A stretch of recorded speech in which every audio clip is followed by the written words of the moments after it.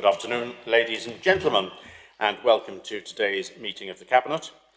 During the live broadcast, members and officers are asked, please, to ensure that your mobile phone is placed in silent mode and that microphones are switched off when not in use. Would member services please report any apologies for absence? Thank you. We've had no apologies today. Thank you.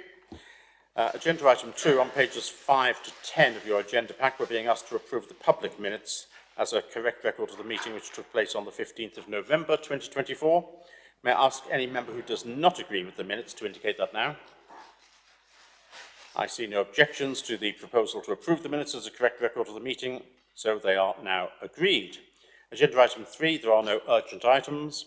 Agenda item 4 is to receive any declarations of interest under the local code of conduct or any interest under the code of conduct on planning matters in respect of any items to be discussed at this meeting.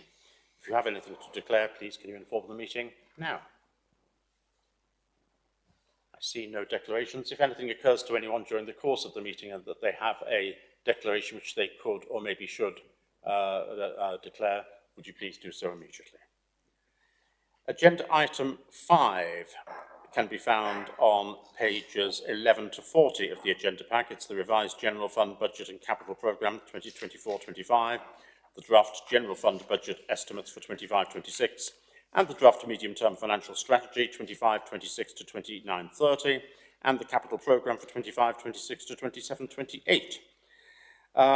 This asks Cabinet to consider and agree a number of documents in relation to the Council finances. I'll formally propose that. May I have a seconder, please? Councillor Tierney, thank you very much indeed. Just to say a few words, this is the first stab, for want of a better word, at a budget for the next financial year. And it's never an easy thing to do, especially when, as is the case this year, we haven't yet got the local government finance settlement figures from central government. But there are a whole host of other things which are uncertain about next year as well, some of which may become more certain in the next month or two, others may not become certain until they actually happen. I have to say that our chief accountant, Mark Saunders, had said that this was the most difficult budget that he has ever had to put forward, the most difficult paper at this stage, just because there is so much uncertainty involved in so many of the figures. The one thing which I think is fairly certain is that the numbers in terms of deficit will come down over the course of time with various actions which are taken, particularly when we're looking at the medium-term financial strategy, because one of the really important assumptions which there is in the figures that we have in front of us is that no actions which we have not yet agreed will be taken into account. So it assumes that apart from those things we've agreed to do, we'll do nothing at all over the course of the next year and the next 5 years in order to address the deficit figures which are shown here. And that, of course, will not be the case. The figures there do speak for themselves. They are the first step. They will go before the Overview and Scrutiny Committee for their consideration. When they do, there will be an attached note which will update the numbers or give an indication about how the numbers could be updated with respect to those uncertainties which may be less uncertain at the time of the O&S meeting. I'll put it no more strongly than that. Starting this week, probably on Thursday, with the local government finance settlement. So that will give a rather different set of numbers than the ones which we're seeing at the moment, particularly in respect of 25-26. But looking at those numbers, it's abundantly clear that we have some specific issues which need to be addressed. Our trading accounts continue to be a drain upon the authority. We continue to have the problem of the cost of the internal drainage board levies. We have the issue of homelessness in particular, which is a very significant drain on our resources, and it continues to be significantly above the budgeted figure for the current year. So we have quite a number of areas where we will have action which we know we're going to need to take or are currently planning to take. Additionally, there is a programme of transformation which is being undertaken at the moment, where all of council services are being looked at with a view to how they can be performed and we can have the same outcomes that we currently have, but doing it in a more efficient and effective way. On top of that, there will also be consideration that I'm sure members will need to have, given the numbers that we may be facing, about the quantum of actual output that we have in various areas, and that is a political matter which we will have to take responsibility for at the appropriate time. But this, as I say, is the first indication of where we may stand as far as 25-26 and beyond is concerned. Thank you for seconding. Do you want to speak, Councillor Tierney? Good. Anyone, any questions or any comments? Councillor Mrs. French. Thank you.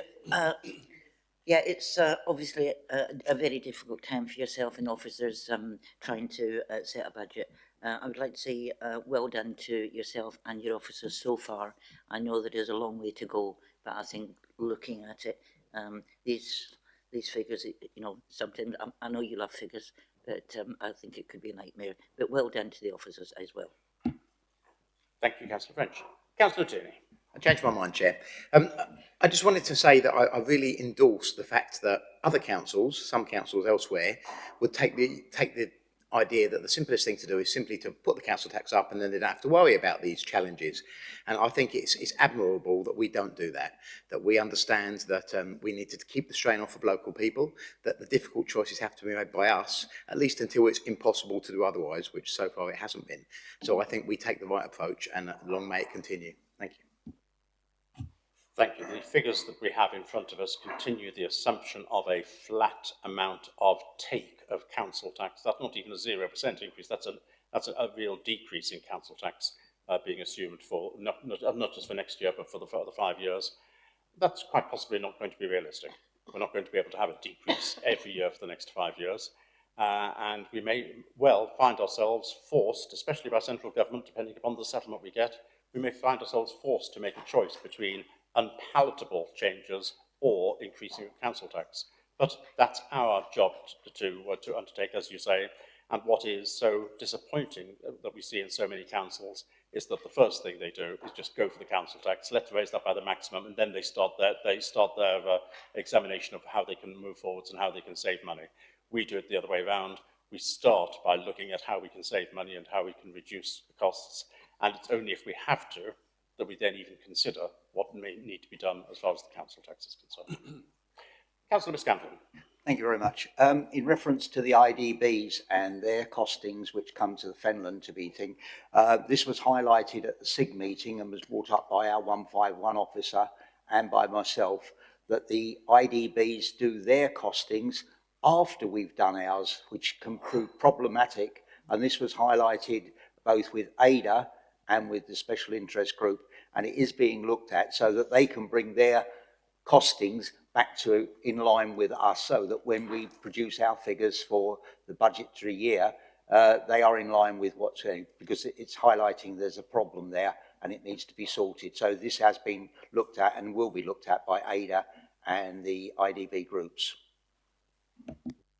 Thank you, Councillor Miscanthon. Whilst I agree that there is now greater publicity about the issue of IDB levies, I'm not confident that there is a sufficient amount of urgency as far as government is concerned in terms of trying to find a solution or solutions to the problem. And what only need, well, I'm not going to go into details about IDBs, that's not for today, but as with so many things, we are dependent upon what the government does. Totally agree, Chairman. Bearing in mind now, and I think the government are taking a bit more notice, because there are now 41 councils that are all registered up for the special interest group, which relate to IDBs and the funding gap that's appearing and getting worse every year. Thank you. Any other comments or questions from anyone, any members? Then the resolution that we have in front of us, the recommendations which are on page 12, there are 3 of them, that the revised general fund budget and revised capital programme for 24-25 be approved, that the draft budget proposals for 25-6 outlined in this report be approved for consultation, and that the proposed capital programme for 25-6 to 27-8 be approved. All those in favour, please show. That's unanimous. Thank you very much indeed, members. Agenda item 6 is the draft business plan for 2025-26, which is to be found on pages 41 to 58 of your pack. And this is for Cabinet to consider and agree that draft business plan. May I ask Councillor Tierney to put this motion forward, please? Thank you, Chair. As you can see, those of you, I'm presuming, have all read the draft report, will see that officers have done a huge amount of work this year to make sure that this is an excellent report. What is specifically good about it, as with recent years, is that it is easy to read, it looks great, it contains the right information without overloading information, it avoids kind of corporate speak and government speak, and that means that everybody who wants to can have a look at it and they can form an opinion and they can share that opinion with us. Of course, it's just a draft report at this stage. It goes to ONS in January, and then we'll get to decide if we want to fully endorse it. And I would say to everyone, please, if there's anything in there that you're uncertain about through this process, share it through, because we are listening, and I'll be proud to see when the consultation happens that it's a real consultation, unlike some that you see elsewhere. And we'll be listening to the answers, and we'll try and build them in where it's possible to do so. So I'd like to ask you to please approve to endorse the continuation of the draft report. Thank you. Thank you, Councillor Tierney. I'm happy to second that from the Chair and to agree that the report is far easier to read than many of those I find in other local authorities, and it achieves, therefore, the objective that it's meant to have. Sometimes simplicity is, in fact, a real strength, and if you have so much detail and you have so many pages that it's almost impossible to get through, you lose the basic message, and the basic message is extremely clear. And I congratulate you and I congratulate officers in ensuring that that basic message is so clear. Right, any questions or comments from any members, please? I see none. The recommendations on page 41 and asks Cabinet to agree the draft business plan 25-26 for public consultation. Those in favour, please show. That's agreed unanimously. Thank you very much indeed, members. Agenda item 7 is the proposed disposal of property assets. This is on pages 59 to 82 of your agenda pack, and asks the Cabinet to confirm that the properties as listed in Appendix 1 are surplus to the Council's requirements and can be disposed of. I'll ask Councillor Benny to propose this report. Thank you, Chairman. The purpose of the report is to ask Cabinet to approve the list of surplus assets identified in the disposal via public auction or private treaty highlighted in the report. The sales will be handled by the Head of Property, Assets and Major Projects and the Corporate Director. All of these sites will be disposed of with a view of obtaining the best value for the public purse and the residents of Fenland. I therefore ask Cabinet to consider and approve this report. Thank you very much. I'm very happy to second that formally from the Chair, also pointing out that auction isn't the only way in which we may necessarily be disposing of one or two of these assets. It may well be that there are special prices which are able to be obtained from interested parties, which would allow officers, in consultation with the Section 151 officer, to get best value by a means other than going through auction. But the real key for us is to get best value at all times, which is really important. I'll ask for any questions or comments. Councillor Hawley. Yes, I want to slightly disagree with one thing you said on the best value, because just relating to one item, so the chapel in the cemetery that we are looking to dispose of, I would be very unhappy for us to, as an example, and I know no one's suggesting this, I don't want to set any hairs running, but we wouldn't want to, I know in the past some opposition councillors suggested some sort of like youth club. That would be slightly better than something like a nightclub, for example. You know, I think the point I'm making is there are a lot of potentially negative things that could be used in that location, which wouldn't be nice given that the setting, and obviously it's a very serious place for people.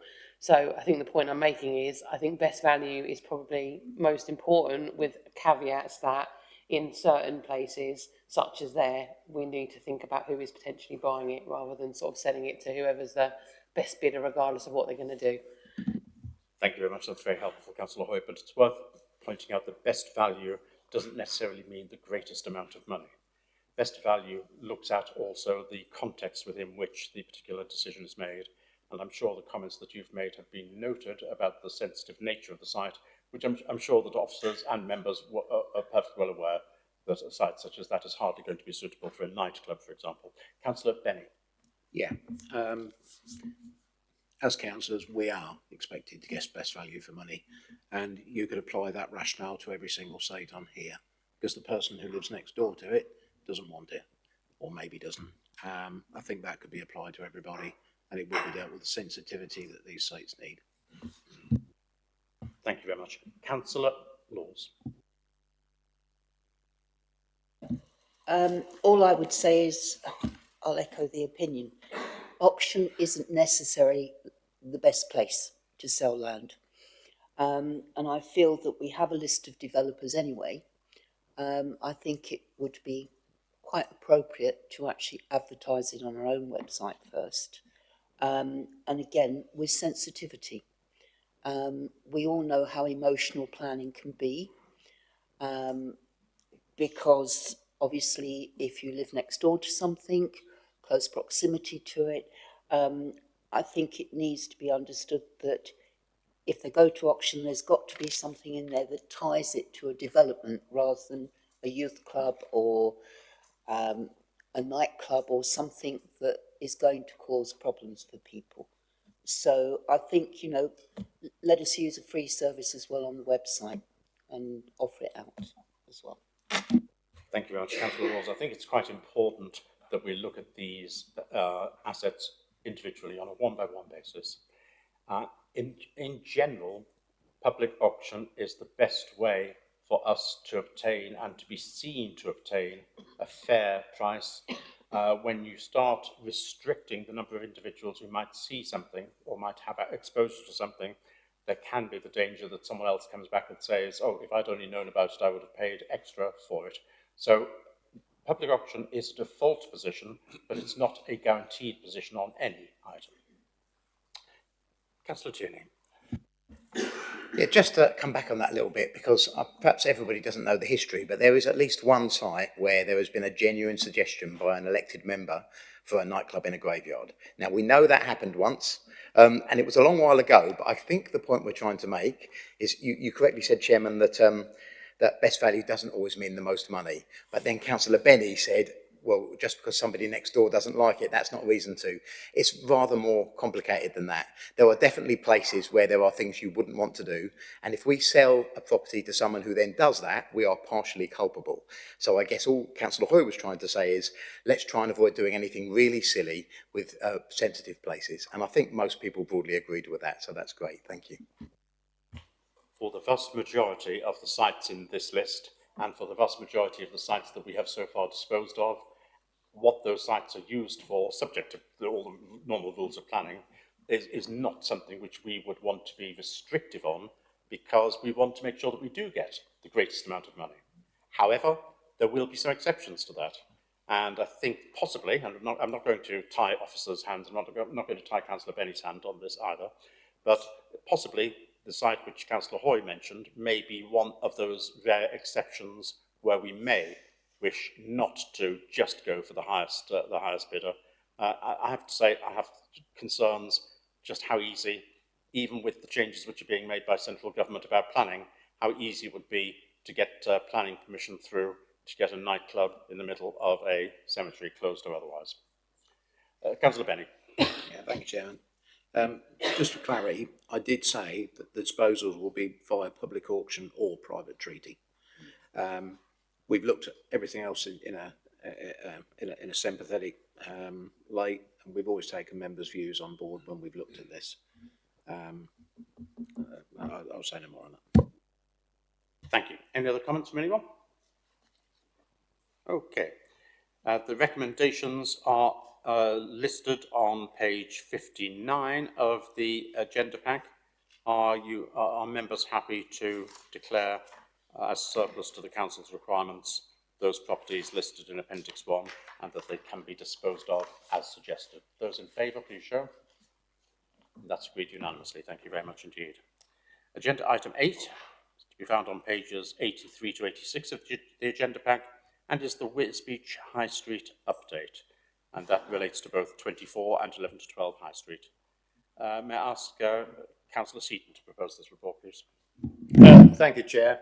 Just before I start, I did actually walk up to have a look at the site this morning, and I have to say that it actually looks like a building now. The brickwork actually blends in very well with the adjacent buildings either side, and it is, as I say, looking like a proper building. The roof will go on shortly, and it's will be weatherproofed by the 12th of December. We will be, I think we all understand that it's been quite a complex development there, and there have been issues that we've had with the contractors, which we are still dealing with. And I will bring back to the January Cabinet meeting more substantial figures once we have got those fleshed out a little more.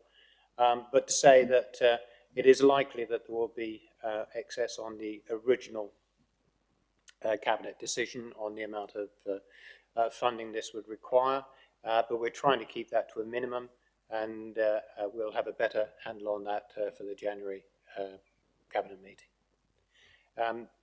On 11 and 12, again, work is going on about a future cost-effective design. We have reduced again the footprint of the building, and I'm just waiting for a further report on this and costings. And again, hopefully I'll be able to bring more information to the January Cabinet meeting. Quite happy to take any questions if there are any, Chairman. Thank you. Thank you very much. Are there any questions or comments? Councillor Tierney. Thank you again, Chair. Just to say, look, it's great to see it finally starting to take shape. It's nice to see a building there at last. It's been a long time coming. I know we've had a lot of problems over the years, but great work is now being done, and I just think that's really good news for Wisbech, and hopefully we'll see it progress and finally finished, in the next year or so. Thank you. In light of those comments, would you be kind enough to be the seconder of this? Thank you very much indeed. Any other comments from anyone or questions? No? So may I just ask, are all in favour of the report, to note the report? Those in favour, please show. The report is duly noted. Thank you very much indeed. Agenda item 9 is the draft 6-month Cabinet Forward Plan, which is on pages 87 to 88 of the public agenda pack. Are there any questions or comments? Thank you. The forward plan is noted for information. Under agenda item 10, there are no items under agenda item 3 which were deemed urgent. Agenda item 11 is the purchase of a property portfolio in Fenland. It's an update on due diligence with confidential appendices, and this is to be found on pages 89 to 98 of your pack. Now, this agenda item is to update members on the purchase of a property called Meadowcroft in Elm. Since this acquisition was agreed by Cabinet on the 30th of September 2024.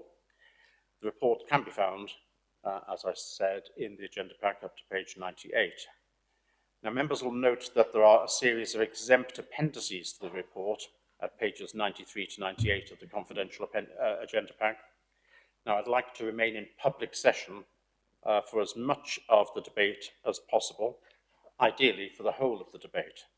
However, if any member wishes to discuss the content of the appendices, then following presentation of the report, I'd ask you to confirm your intention to do so, and I'll take a vote on whether to enter exempt session. I'll now ask Councillor Hoy to propose this report. Yeah, thank you. Happy to propose. I'll speak to Al very briefly, trying to obviously remember what you've just said. So I suppose in a nutshell, the easiest way to say is that we put in a bid for this property.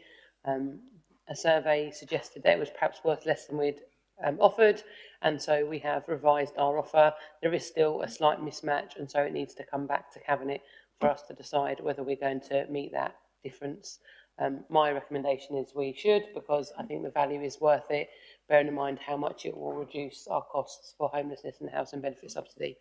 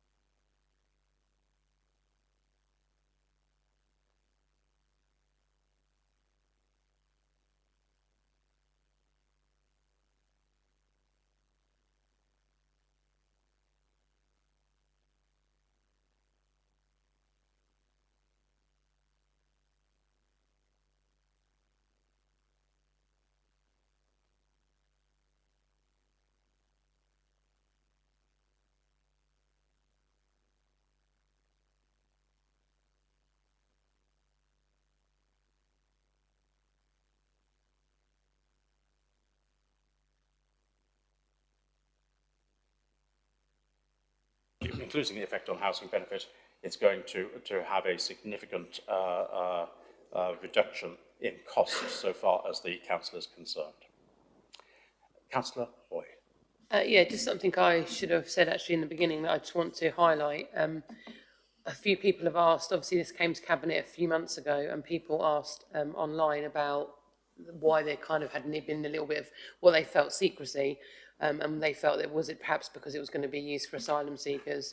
I've obviously explained publicly, and I'm just doing so again now, just for the benefit of anyone listening or anyone that wants to find out.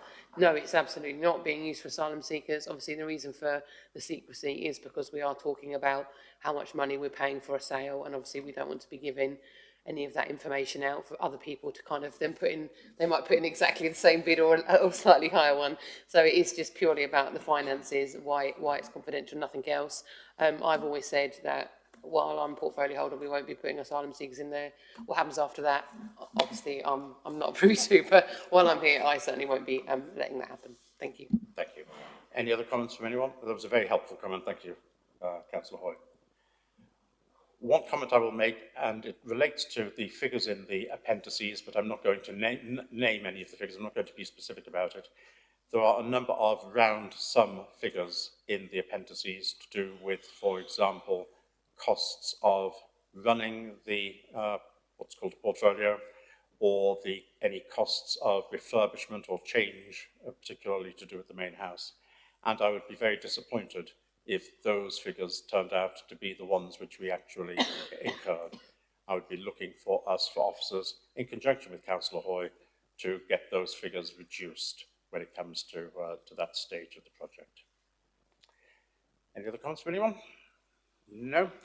So, we're being asked to determine whether to reaffirm our decision of the 30th of September 2024, which was to authorise officers to purchase through the Council Section 151 officer the portfolio of property available at Meadow Court, Elm, in consultation with the portfolio holder for finance and the portfolio holder for housing, and following satisfactory due diligence procedures, to authorise officers to proceed with a planning application for the conversion of the main house to provide additional accommodation as detailed within the report, with costs to be approved in advance in consultation with the Section 151 officer and the portfolio holder for finance. And from the discussion we've had, I propose that we are reaffirming the decision. So do I have a seconder to that proposal, please? Councillor French. Those in favour, please show. And that's agreed unanimously. Thank you very much indeed.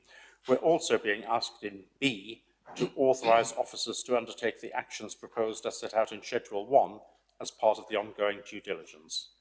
Again, those in favour, please show.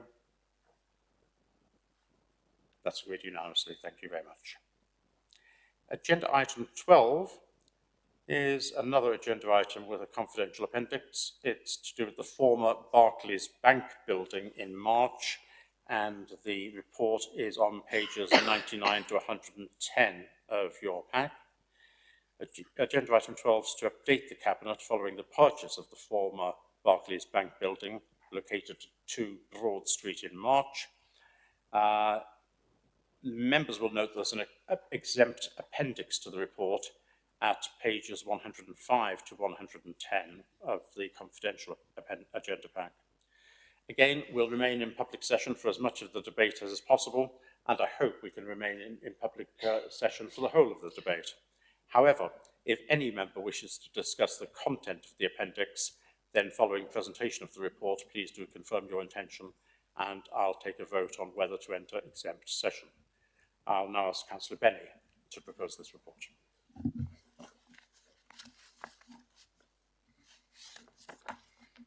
Sorry, Chairman, I thought you were doing that one.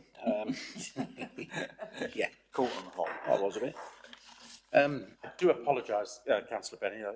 I know that you're used to me just jumping in and taking your portfolio reports over, but yeah, technically it's your area. If you want me to propose it, I'll be happy to propose it. Okay, but I'm sure you're well, whichever way you wish. Okay, you Chairman, Mr. Chairman. Okay, the report is in front of us. We know the history behind it. In fact, the history is explained within the report. It's fairly straightforward. there is a revised disposal strategy which is within the report, and we're being asked, Cabinet's being asked to give authority to the portfolio holder for economic development, together with me and the Section 151 officer, to approve the disposal of the property on the terms which are to be agreed. So very simple and straightforward, but it is quite a key site, and I know that members in March have expressed one or two interests in what it should or should not be used for, and those have been very much taken into account. Councillor Benny, would you be happy to second? I would indeed. Thank you. Open it up for discussion. No questions and no comments, which is a good sign in this particular case. So the recommendations are to note the update, to approve the revised disposal strategy, and to give delegated authority to the leader in conjunction with the portfolio holder for economic development and the Section 151 officer to approve the disposal of the property on terms to be agreed. Those in favour, please show. Thank you very much indeed. All the recommendations are approved. And there was a fourth recommendation as well. Thank you very much indeed. Paragraph 3.4. Thank you, Mr. Head. And that is that the sale is to be reported back to this committee upon completion. Those in favour of that, please show. And that's agreed unanimously as well. Thank you very much. Thank you. Right, we now move on to agenda item 13, which is the disposal of surplus land in Doddington. Again, this is confidential on pages 111 to 124. Now, members will note that the report has not been published with the agenda on the basis that it should be exempt from publication and public debate. It's therefore necessary to consider whether to move to exempt session and exclude the press and public from the debate. As regards the basis of having the exemption, members will note specific reference to paragraphs 3 and 5 of Schedule 12A of the Local Government Act 1972. May I ask any member who doesn't agree with this assessment, and therefore the proposal to exclude the press and public during the discussion of this item, to please raise their objection now. Thank you. I see no objections. Member services, would you please end the link to YouTube so that we can continue in exempt session?